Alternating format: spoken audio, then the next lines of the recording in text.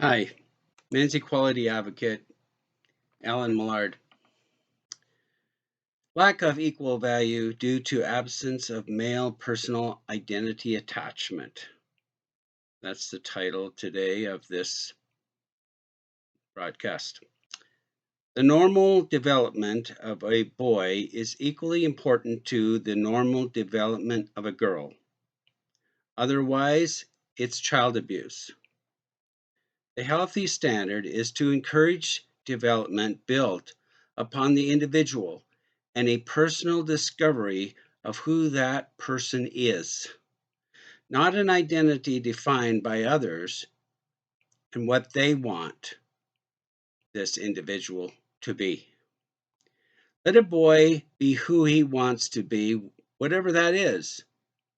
The influence he receives is not to sway him either per shaming techniques, whether it be by traditional or by modern feminist measures. He is to develop in his own right.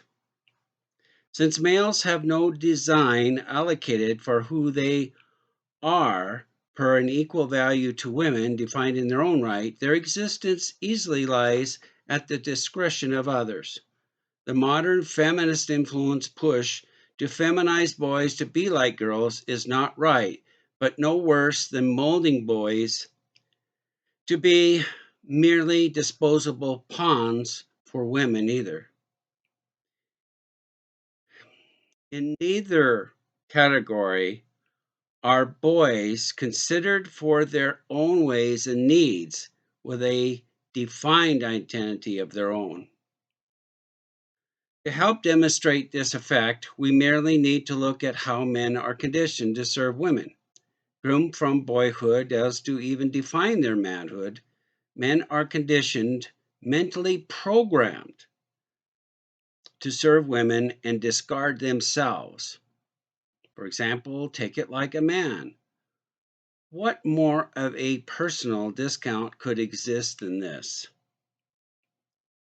Males are basically bound by an existence absent of defining who they are other than as thugs for women pitted against other men. And this sets them up and a society resulting for what we have today as chivalry and feminism, merge into a hybrid of misandry, including one built into how a man himself is defined. So, men are their own worst enemies just as much as women are their enemies as well. The women who define men in such a oppressive way as to hold them hostage rather than having an existence defined for themselves. Um, Although the traditional identity attached to males serves as the only other alternative, it is no better than is the feminist version. Neither one, traditional or modern, exclusively honors men in their own right, but caters to what others, namely women, want men to be, per a human pawn, disposable pawn, molded in a way those of influence prefer. This is because men have no identity other than some prescribed script that would grant them equal value to women. They're left out of no matter if it's a political party of Democrats or Republicans, men are left out of the equation. Unfortunately, there is a component of what can be referred to as traditional masculinity that is negative or toxic, and that rests on men's sculpted existence to serve women, often customized at the expense of other men. We see this result now throughout our society taking place to extreme measures. It's certainly no patriarchy.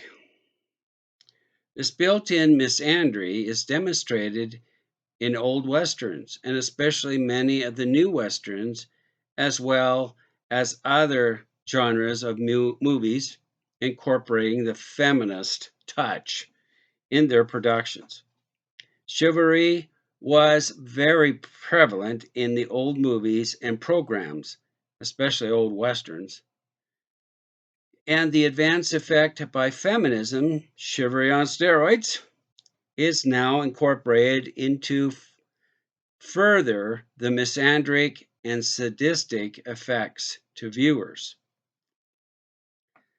The difference between the sexes highlights the, the targets used for persecution, as a male's sexuality, although not granted any, let alone equal consideration, is deemed dirty and evil.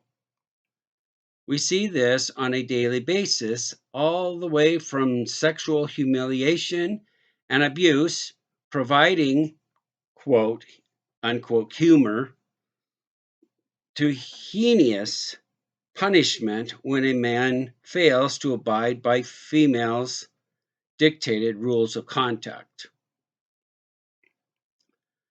Men's ability to have access to the constitutional right to free speech and expression is often limited due to the sex bigoted mindset.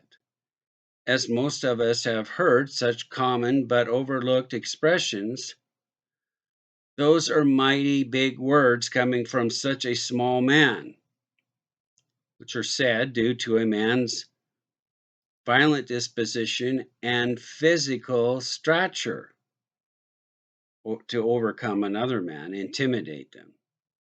Again, men are each other's worst enemies because they have the built-in bigotry favoring women and hating themselves. Unfortunately, the might makes right mentality has been attached to masculinity and defined manhood.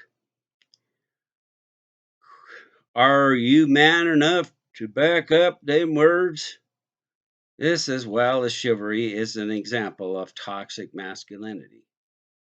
Only a man who is a bully has the right to free speech and expression. A right is not at the expense of others' rights. That's what this country was based upon fighting against. A tyrant is like England, and that is a tyrant at the personal level.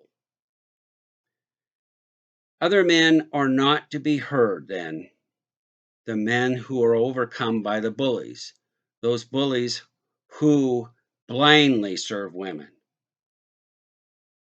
Women are heard without the might makes right mentality applied to them.